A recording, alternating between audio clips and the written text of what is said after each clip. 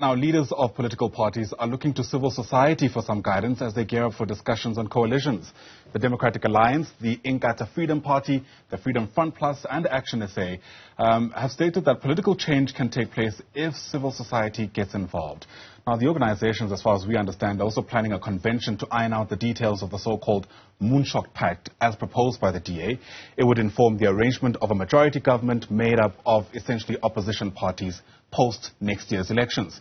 This two-day gathering will take place this coming week in Kempton Park, and Michael Beaumont, who's the national chair of ActionSA, not the spokesperson, joins us now in our studios here in Randburg for more about the way ahead as we also take stock of the context, I beg your pardon. Michael, it's great to see you. Thanks very much indeed for popping by. Already in today's Sunday's papers, you're being quoted as raising a number of concerns in the lead up to this convention. Take us through what some of those are. Well, certainly. I think from our point of view, we want political parties to form part of this convention and any agreement that follows, and to be unequivocal in their commitment to this process and that this is the only game in town. Because ultimately what we know is there are 27 million South Africans who have checked out of the political process. They need to be inspired. They need to be motivated to turn out to the polls next year. And for that, they're going to need to see a group of parties that are absolutely invested in this and this alone. That is what we seek to build. And if political parties equivocate on that and talk about having one foot in this camp, but if it fails, there's another, that's not the kind of talk that's going to inspire South Africans, and we need to be clear about that. Let's talk more specifics. You are asking the Democratic Alliance to sign some kind of declaration that they won't work with the ANC post the elections next year, and they haven't done that. What response have you gotten, if any? Well, look, I think there's been a long set of discussions about the issue of a declaration. And I think from our point of view, the discussions really center around the idea of our parties in this agreement being able to go to the South African voters and say, if you vote for us, you know that your votes will be used around a change agenda, and that you won't have political parties that campaign around change and then after the election throw their lot in with the ANC for effectively what will be a continuation of the status quo. We have put that on the agenda for this process, and it's been a heated and challenging debate that is leading to the convention next week. What are the sticking issues? I mean, why is the DA kicking for touch, so it appears, in signing this declaration, especially if they're sincere but never working with the ANC? As stated multiple times, I mean, as recently as yesterday, John Steenhuisen was speaking at their elective congress here in Gauteng, reiterating that they have no such plans of working with the ANC. But this declaration remains a sticky issue. Why? Well, that's the question effectively we're asking, but I'm not the spokesperson for the DA. I think the DA must speak for itself. What I can say is what we've seen on many public utterances by prominent DA leaders, including John Steenhuisen himself, where they're saying if the Moonshot Pact, so-called, cannot achieve a majority, the DA must be willing to do whatever it takes to keep the EFF out. That is what the DA says. They have been asked on a number of occasions whether that includes coalition with the ANC, and their answer is they will not rule it out. So from our point of view, that's ambiguous talk. South Africans need to know up front how votes will be used, and that is why we are going to this convention to say, let's not play games with the South African people. Let us say outright what we are open to doing and what we're clear about doing, and let's invest ourselves in this agreement, because ultimately I think if South Africans see these political parties being unequivocal in their commitment to providing a change alternative in South Africa, they will get behind it.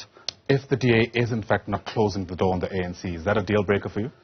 No, I don't necessarily think so. It's something ActionSA will have to consider, but ultimately we are entering this process not to commit ourselves to the DA, but to commit ourselves to the South African people in the change that they need.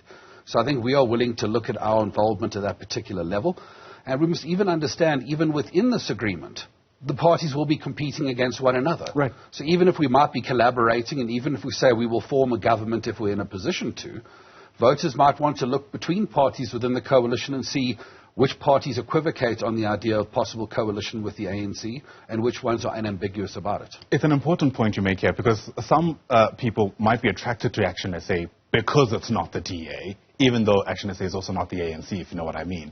And so I wonder how you're planning to navigate those seemingly conflicting interests for people who, again, are still very much undecided in the lead up to next year. Well, I think ActionSA's objective is to be ActionSA. We have our first policy conference coming up in September, and it is our objective to present a set of solutions that are unique and that provide, clear water between us and any other organization. And I'm very confident we will be able to do that if you look at our policy process. But let's remember, choice is an important thing. There's a reason why this is an agreement and not a merger, Because ultimately, South Africans need choices. If 27 million people have checked out of the political space, the idea should not be to reduce choices. It should be to give as many choices as we can. And I think from that point of view, ActionSA offers an important choice within this group of parties that I think many South Africans will find resonance with. Yeah, and those choices nonetheless involve a lot of different factors, right? And anyway, I suppose we'll try to iron out a bit more of those considerations in a moment. Part of what the DA has said, by the way, I spoke to Solim Simanga, who I'm sure you know has been re-elected as the provincial chair of the party, is that they're concerned that members part of this potential agreement are already going into the public space and almost casting a suspicious eye over the DA before this convention even starts. What's your response to that? Well, I would suggest that Solly might be a bit confused, because Solly himself was the one in March this year who was publicly quoted that the DA is polling their supporters to see if they're in favour of coalition with the ANC. It was his remark that the supporters were overwhelmingly in favour of such a coalition and that they were taking it to their party structures. So I think if Solly would like to lament the idea that people are confused about where the DA stands on this issue, they should look no further than the DA in terms of what is causing that confusion. Sure, but I think the point that he's trying to make is that it's in no one's interest to kind of,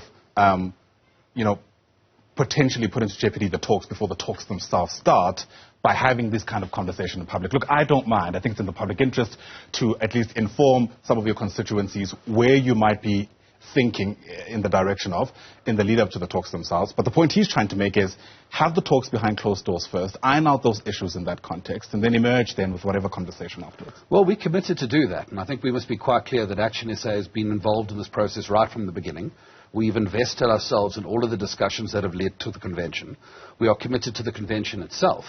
But at the end of the day, we must also understand something. We're dealing with big public matters that affect the lives of millions and millions of people. Is it really okay that we deal with this all behind smoke-filled rooms? Or should we not have some of this conversation out in the open, given that it is the lives of South Africans that are affected by these decisions? I don't think that level of secrecy is a wise idea. I think we're all big enough to be able to handle robust conversation. Certainly we should be. And at the end of the day, if the DA believes its position is correct, they should feel free to speak to it and support it. What are your non-negotiables heading into this convention? I think from our point of view, our non-negotiables is that we need more political parties to join this process. I think the political parties we have is a good start, and certainly it's a long road to the election. It doesn't all have to happen in the first few weeks. But we want the South African people to see a group of parties by election day that they can believe will achieve a majority. And that means bringing more parties in. And if you don't mind, just one more thing. Sure. I think we want to see an agreement that is not based on being anti-ANC or anti-EFF. I think South Africans have grown so wary of politicians who talk about politicians all the time. What we want to see is an agreement that's framed in terms of an alternative vision for South Africa and common solutions that we can jointly agree around for the biggest challenges facing South Africans today. On that last point you've made, is the DA the right party then to be leading this pact? Well, I don't think they are leading this pact. I think there was an effort to appropriate the pact by the way it was announced at a DA elective conference. But let's understand this isn't a shareholding. What happens is that when political parties enter a pre-election agreement, they enter as equals. The election will weigh and measure political parties, and certainly at that point in time, proportionality comes in. But I think the idea that a political party leads this thing or names it is fundamentally flawed. And as a matter of fact, one of the first things I'd like to tell you is the name Moonshot Pact is gone. We will emerge from this convention with a new name, because ultimately this entire project needs to be jointly owned and it cannot be appropriated by one party if it will succeed. Is the name already agreed upon? It's being worked upon still. I think we're getting close. But certainly I think from our point of view, we want to ensure that what we present as a name tells South Africans what we are trying to achieve, and doesn't try and confuse the identity of the group with the identity of individual political parties. So to be clear, this is not the brainchild of the DA. No, most certainly not. I think political parties have been talking for a very long time about the need to come together for a pre-election agreement. There have been tours to countries around the world where coalitions are very much rooted in their political culture. And in all of those countries, there are pre-election agreements that are signed up. So certainly not the brainchild of any political party. It was announced by one political party, which I think is the reason why a number of parties feel a little bit aggrieved, and some haven't even joined yet for that particular reason. But I think we don't want to get caught up on how it was announced and make sure we focus on what we can deliver for the South African people. But that clarity is important because optics matter, right? People want to kind of get a sense that there isn't a class captain, for lack of a better term, as these discussions take place. Absolutely. And I think if you look at the utterances from the political parties who are ideologically aligned to what we believe in and have not yet joined this process. I'm thinking about Rise Mzansi, BOSA, the ACDP, the Patriotic Alliance, etc. These are political parties that all took issue with how it was announced and the idea that joining this thing could be associated with one particular party. Sure. Great lessons, I hope, and I think many of the electorate hope have been learned, at least when we take stock of how coalitions have fared in this country so far. If you aren't able to guarantee stability on the other side of 2024, even with this agreement in place, is it worth being part of it? Look, I think we've got to always understand that a stable and effective government, because it's important to remember a stable majority that's bad for the South African people is not good stability. So stable and effective, certainly I think we can achieve that. And the whole reason we're coming together is to, on one hand, achieve a majority through the elections, but also we need to set up a foundation upon which we can build a stable coalition government. One of the anomalies in our legislation, which I suspect was written for a country that was going to have one-party dominance forever, is that you only have 2 weeks between an election date and the date you need to have established a government, which is not a very long time to negotiate very complex kind of arrangements about how a government will be constituted. And I think for that reason, starting this process now, having some of these difficult engagements now, can only increase the prospects of a strong and stable coalition going forward. That's interesting, because you also don't want to give these coalition parties way too much time during this awkward moment, admittedly, when an election has been held, results are out, but we still don't have a government in place. Well, absolutely. And I think any scenario where the ANC will fall far below 50, which I think everyone agrees is the likely outcome of this election, is going to cause a certain degree of anxiety in the country. Change is always something that people will have to come to terms with. And ultimately, we need to step up very quickly, very decisively, and demonstrate that that change can bring good and positive things to their lives.